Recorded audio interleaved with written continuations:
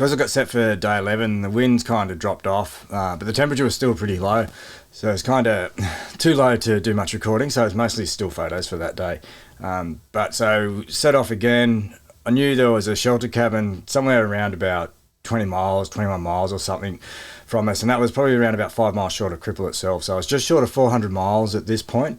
So I covered some pretty good distance, but obviously still a long way to go. So the track was still a little bit soft, and we're hoping for some of the snow machiners following the mushes to come through, but we only just got a few mushes and no real snow machines come through. So there were some bits of the track that were firm, there were bits that were soft, but as I've learned, it is what it is. You just take what you can get and keep moving forward. So again, it was just crossing this endless tundra where you go through bits that were a bit wooded, and then you go through areas where it's just completely open. So the day itself wasn't too bad, a little bit of snow, a bit of wind sort of thing. The temperature stayed fairly low, and it was just a case of just continuing to move forward. So it was kind of fairly monotonous when it came to sort of the mental side of things.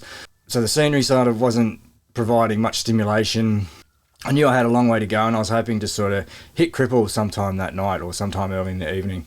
From there, I wasn't too sure what I was going to do, whether I'd stay at the checkpoint in Cripple, because it's just a kind of tented checkpoint that they use for the Iditarod race itself, or whether I'd push on. So I knew I'd hit the shelter cabin too early. I'd probably hit Cripple too early to sleep.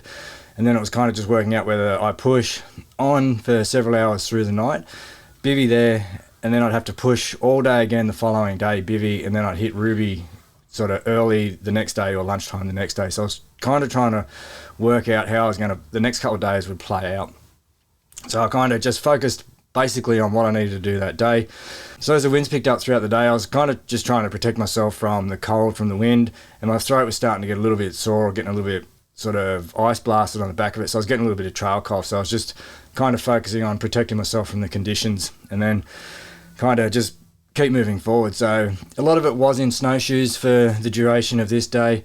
Thankfully my snowshoes were sorted out, and it actually wasn't too bad in them, so I didn't mind being in snowshoes. And then as the day wore on, kind of hit the shelter cabin at around about 5 o'clock. So I stopped there for a little bit of a feed, and it's always a welcoming sight when you kind of see the signs that you can stop and rest inside a shelter cabin. So I kind of stayed there for a little bit, got going just as it was sort of becoming on last light. And then as we started to head towards the checkpoint at Cripple itself, the wind really started picking up. So it started to get real cold, really windy, and kind of helped me make the decision as to whether I was really going to push too far into the wind or whether I'd stop at Cripple. So we got into Cripple. Cripple itself was another point where we could get the drop bags. So the drop bags that we had given to the race directors pre-race, they'd put into a couple of locations. So this was the last drop bag that we're going to get.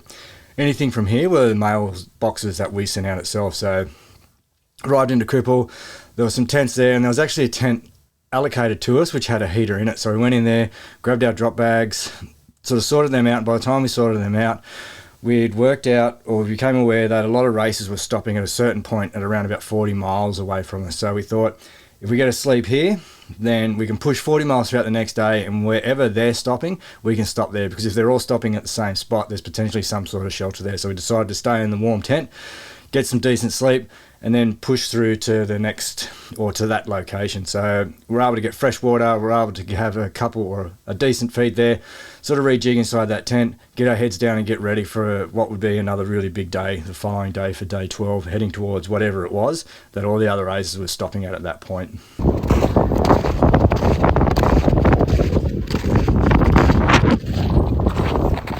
So for the next 2 days I'm going to walk well beyond those mountains down there. So it's got a little bit of snow, winds, maybe it dries off, maybe it doesn't. I think it's going to get colder anyway, but I got to do it, so there's no point complaining about it. We'll just see what this place throws at me and just get the shit done, be on the other side and chill for a beer and Ruby maybe. See how we go with that.